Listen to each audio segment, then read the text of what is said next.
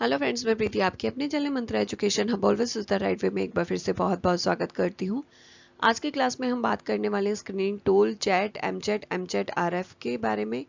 ये किस तरीके के टूल हैं, कब यूज़ किए जाते हैं, किन बच्चों पे यूज़ किए जाते हैं, इनकी स्कोरिंग कैसे होती है, कब इसको जो है अप्लाई किया जाता है, तो पूरी डिटेल के बारे में इसके बारे में हम जानेंगे।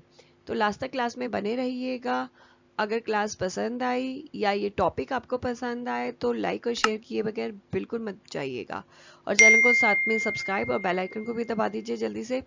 और अभी तक आपने हमें इंस्टाग्राम और फेसबुक पे फॉलो नहीं किया है तो ऐसी अपडेट्स के लिए और ज़्यादा स्पेशल एजुकेशन से रिलेटेड इंफॉर्मेशन के लिए आप हमें फेसबुक और इंस्टाग्राम पे भी फॉलो कर सकते हैं।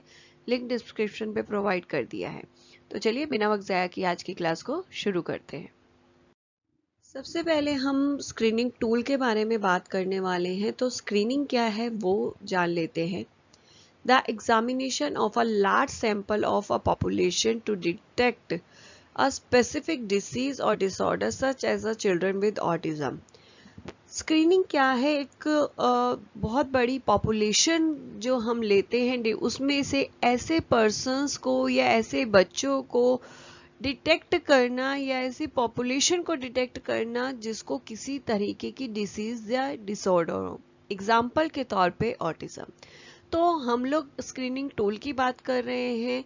तो स्क्रीनिंग टूल की बात करें, इनको यूज करके हम ऐसे बच्चों को या पर्सन्स को डिटेक्ट कर सकते हैं जिनको ऑटिज्म हो। क्योंकि चैट, एमचैट या एमचैट आरएफ तीनों जो टूल है ऑटिज्म के टूल्स हैं। ऑटिज्म को डिटेक्ट करने के लिए स्क्रीनिंग टूल है। सबसे पहले हम बात करते हैं, चैट एक स्क्रीनिंग टूल है। कभी भी स्क्रीनिंग टूल से जो है बच्चों के ऑटिज्म होने या ना होने की श्योरिटी नहीं होती है। सिर्फ हम कह सकते हैं, एक अनुमान लगाया जा सकता है कि उसको ऑटिज्म होने के कितने चांस है। हाई रिस्क पे है, लो रिस्क पे है, या उसको चांसेस नहीं है। तो श्योर जो है डायग्नोस्टिक टूल से होता है, स्क्रीनिंग टूल से नहीं होता है। उसके बाद हम बात करते हैं चैट की। चैट उसकी शॉर्ट फॉर्म है, फुल जो नाम है checklist for autism in toddlers है। अब यहाँ पर टॉडलर्स का नाम सुनते ही पता लग रहा है ये किसी बड़ों के लिए नहीं है, पर्सन्स के लिए नहीं है, ये छोटे बच्चों के लिए है। तो एज क्या है? 18 से 24 मंथ्स के जो बच्चे हैं उनके लिए है। और वो भी उन बच्चों के लिए जिनको लग रहा है आपको सोशल या कम्युनिकेशन की प्रॉब्लम है। सोशल और कम्युनिकेशन की प्रॉब्लम जहां नज़र आ रही है और आपको लग रहा है कि कहीं ऑटिज्म के कुछ करेक्टरिस्टिक्स उसको लग रहे हैं कि दिखाई दे रहे हैं, और आपको लगता है कि हो सकता है उसको स्क्रीनिंग हो, तब हम ये स्क्रीनिंग टूल करते हैं।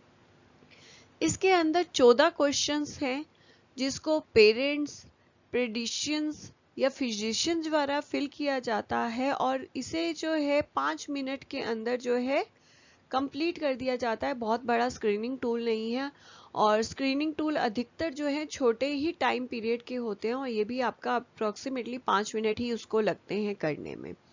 1990s में इसको जो है डेवलप किया गया है, और इसको दो पार्ट्स में डिवाइड किया गया है। पहले पार्ट में 9 क्वेश्चन है और दूसरे पार्ट के अंदर 5 क्वेश्चंस है।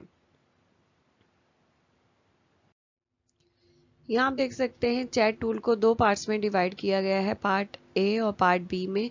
पार्ट ए के अंदर 9 क्वेश्चन है जो येस और नो में आंसर आता है, और ये क्वेश्चन जो है जो भी स्क्रीनिंग टूल को यूज कर रहा है वो बच्चे के पेरेंट्स से पूछता है, चाहे पेडिशन है, चाहे स्पेशल एजुकेटर है, जो भी इसको यूज कर रहा है वो पेरेंट्स से जो है एज अ इंटरव्यू मेथड करके जो है इसको यूज करता है। क्वेश्चन जो है पूछे जाते हैं और पेरेंट जो है जवाब देते हैं येस और नो में।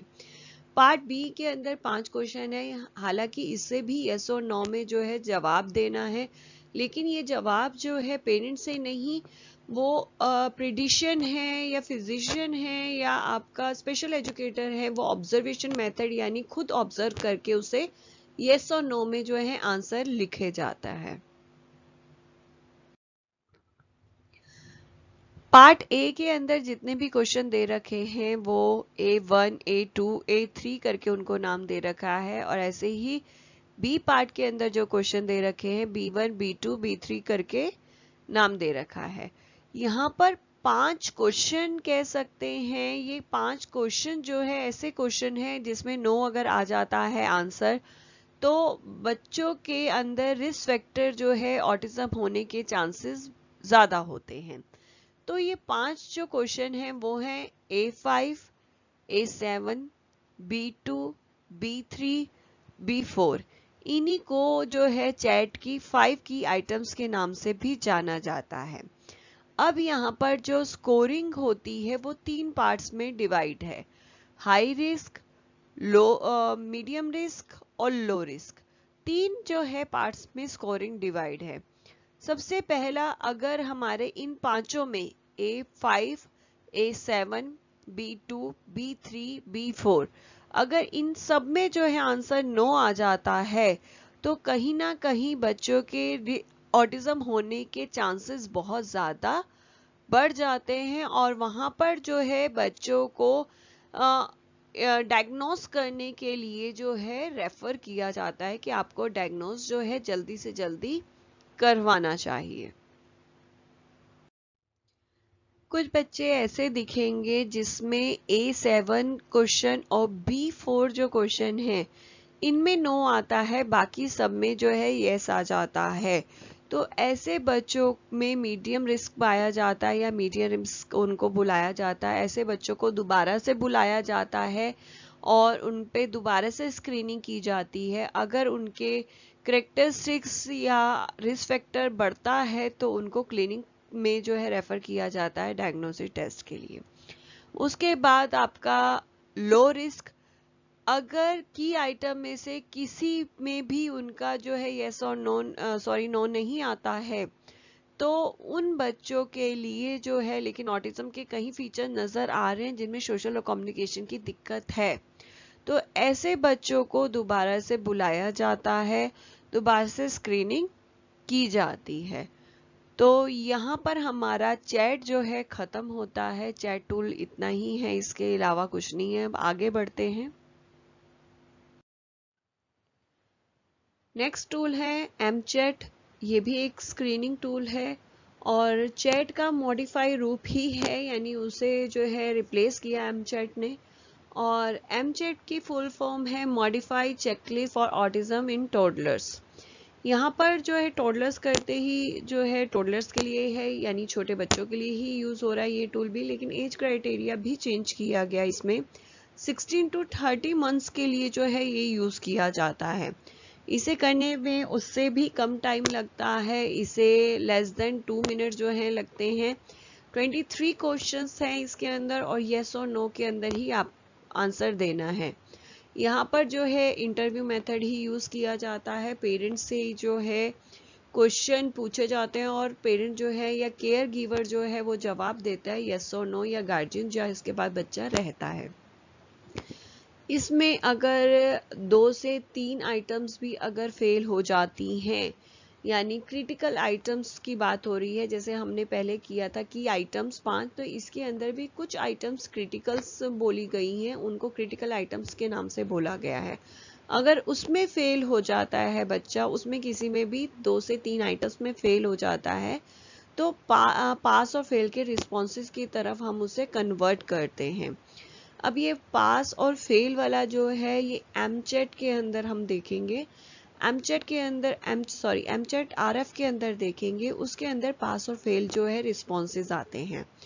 तो जब आप वो देखेंगे तो समझेंगे, यानी एमचैट आरएफ की तरफ हम कह सकते हैं उसको आगे बढ़ाते हैं। अगर इन क्रिटिकल आइटम्स के अंदर जिसमें से 2 से 3 से भी ज़्यादा अगर वो फेल हो रहा है, 2 या 3 भी फेल हो रहा है, तो उसे एमचैट आरएफ फॉलोअप करेंगे।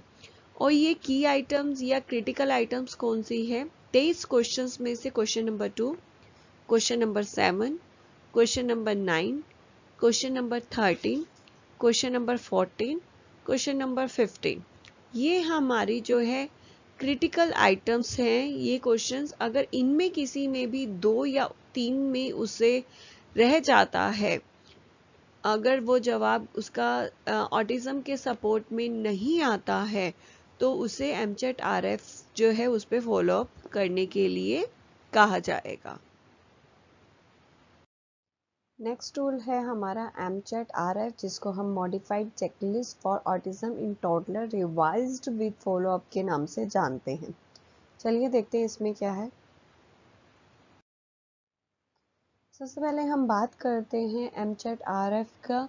एमचेट आरएफ जो है वो 16 टू 13 एज वाले बच्चों के लिए यूज़ किया जाता है जिनको सिम्टम जो है आपको नज़र आ रहे हैं ऑटिज्म स्पेक्ट्रम डिसऑर्डर के, यानी सोशल या कम्युनिकेशन अगर इम्पेयरमेंट नज़र आ रहा है और एमचेट अगर आपने उसमें यूज़ किया है, एमचेट के दौरान अगर आपको लग रहा है कि उसे हाई रिस्क नज़र आ रहा है या कि आइटम्स उसकी फेल हो रही हैं, तब भी एमचेट आरएफ जो है यूज़ किया जाता है। इस टूल में बहुत सारे इंस्ट्रक्शन दे रखे हैं, तो जैसे इंस्ट्रक्शन बोले जा रहे हैं उसी तरीके से उस इंस्ट्रक्शन को फॉलो करना है। यहाँ पे इंस्ट्रक्शन इस तरीके के हैं कि एक क्वेश्चन आपने पूछा, फिर वो जवाब आया, अगर यस आया तो आपने क्या पूछना है, नो आया तो आपने क्या पूछना है, फिर नो के अंदर बहुत सारे क्वेश्चंस हैं, फिर यस के अंदर बहुत सारे क्वेश्चन हैं, तो बहुत सारा जो है उसके अंदर इंस्ट्रक्शन दे रखे हैं, तो उसी को बस आपको फॉलो करते चले जाना है और जब तक पास या फेल आपका नहीं आ जाता है। बहुत बार जब पेरेंट्स से सवाल किया जाता है तो पेरेंट्स बड़े कंफ्यूजिंग से रहते हैं, शायद मे बी इस तरीके के जो है उनके जवाब होते हैं, तो उस टाइम पे पास फेल करना बहुत मुश्किल हो जाता है। तब जहाँ पर यस और नो जहाँ सबसे ज़्यादा आ रहा है आप उसके साथ जाएंगे और आगे कंटिन्यू करेंगे। इसके अंदर दो चीज़ें हैं, एमचेट आर रिवाइज्ड और एमचेट आर एफ फॉलो अप, यानी उसको फॉलो अप करने के लिए। तो एमचेट आर और एमचेट आर एफ के अंदर सेम ही क्वेश्चन है, 20 क्वेश्चंस हैं इनके अंदर। तो किस तरीके के हैं, कैसे क्वेश्चंस हैं, वो भी आप देख सकते हैं। थोड़ा सा मुझे समझाना इजी होगा तो हम टूल की ओर चलते हैं।